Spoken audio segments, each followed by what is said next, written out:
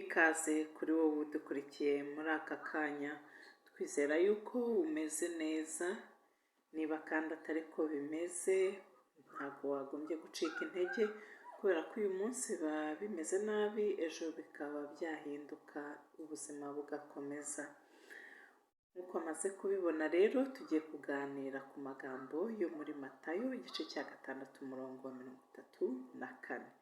Ni amagambo agira ati ntimugahangayikishwe n'iby'umunsi w'ejo kuko umunsi w'ejo uzaba ufite imihangayiko yawo, buri munsi uba ufite ibibi byawo bihagije.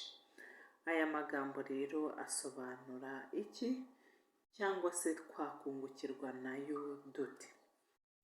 Reka duhere ku cyo aya magambo asobanura.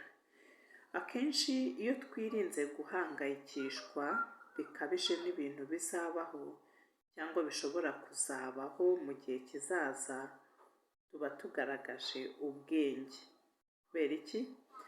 Kubera ko akenshi ibintu dutinya ntabwo bibaho nk'uko twari twabitekereje. Hari n'igihe ibintu bihinduka mu buryo tutari twiteze bikarushaho kuba byiza. None rero twakora iki? Ibuka igihe watekerezaga ko hashobora kuba hari bube ibintu bibi, ariko ukaza gutungurwa n'uko bitabaye.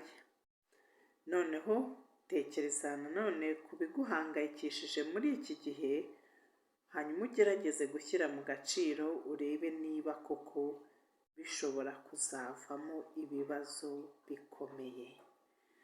Ngibi ibisobanuro by'amagambo rero, twizere ko wungukiwe, naho ubutaha